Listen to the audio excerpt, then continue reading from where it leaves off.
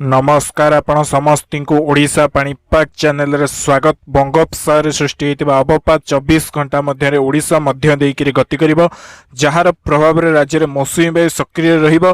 लघुचाप प्रभाव कमिले मध्य मौसुमी वायु प्रभाव रे 4-5 दिन पर्यंत अधिकांश जिले में बिजुली घड़घड़ी सह वर्षा हेबो। अधिकांश जिले में एवं वर्षा समय पवन हेबो। लघुचाप प्रभाव रे वर्तमान किछि जिले में प्रबल वर्षा हेउछि, किछि जिले में अल्प वर्षा हेउछि, किंतु आगामी 4-5 दिन राज्यर अधिकांश जिले में प्रबल वर्षार संभावना रहुछि। बिजुली घड़घड़ी एवं पवन सह ता छड़ा आउ गोटे लघुचाप उत्तर बंगोपसागर रे सृष्टि होबार संभावना रहुछि, जार प्रभाव रे 3-4 दिन पर्यंत वर्षा हेबो। तो वर्तमान जो 4-5 दिन आगामी 4-5 दिन आसुछि, केउ केउ जिल्ला रे वर्षार प्रभाव अधिक रहिबो, पवन केते हेबो एवं जो लघुचाप गोटे उत्तर बंगोपसागर रे आसुछि तार प्रभाव रे केउ तारिख जाय वर्षा हेबो। संपूर्ण भाव जानिया पे भिडियोटी को शेष पर्यंत देखंतु। जदि आपण पाणीपागर सठिक एवं आगुआ खबर जानिया पे चाहुचंती ताहले चैनलटी को सब्सक्राइब करी भिडियोटी को गोटे लाइक कर दियंतु।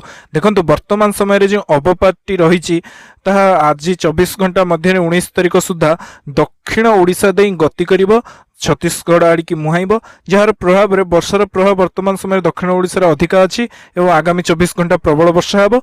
किंतु 20, 21, 22, 23 तारिख रे मध्य राज्यर अधिकांश जिल्ला रे वर्षा होबार संभावना रहुछि।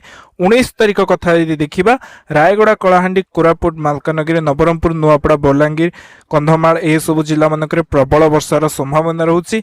एवं उपकूल रे जे देखिया पुरी, जगतसिंहपुर, केन्द्रापड़ा, खोर्धा ए सब जिल्ला रे मझिरे मझिरे तुहाकु तुहा वर्षा होई पारे। 40-50 किलोमीटर बेगर मध्य पवन रही पारे।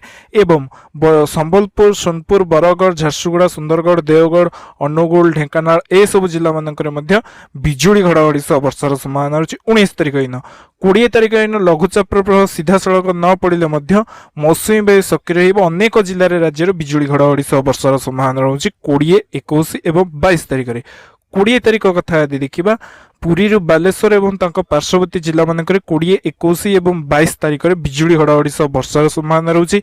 पुरी, जगतसिंहपुर, केन्द्रापड़ा, बालेश्वर, जाजपुर, कटक, खोर्धा ता छड़ा मध्य नयागढ़, कंधमाल, अनुगुल, ढेंकानाल, केन्दुझर, बौद्ध ए सब आभ्यंतरीण जिला पश्चिम ओडिशा जिला में मध्य 20 तारिख, 21 तारिख में बिजुली घड़घड़ी सह वर्षार संभावना रही। बरगढ़, संबलपुर, देवगढ़, सुंदरगढ़, सोनपुर, बौद्ध ए सब जिला मानक 20, 21 तारिख में बिजुली घड़घड़ी सह वर्षार संभावना रही।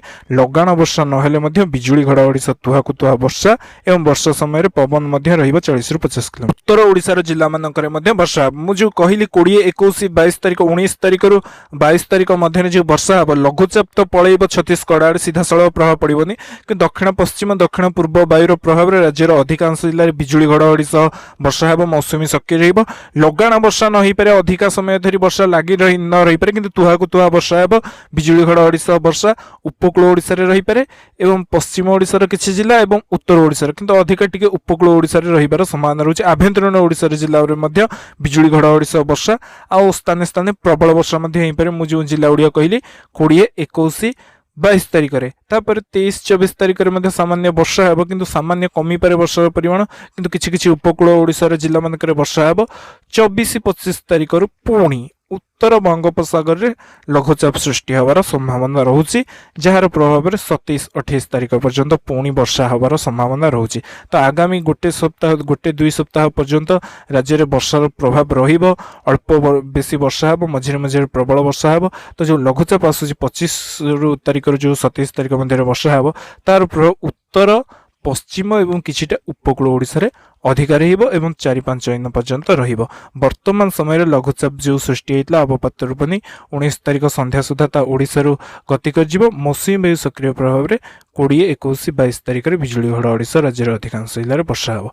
आपण माने जोड़ी रहंतु ओडिशा दर्शक सबले पाणीपाग खबर जानिया।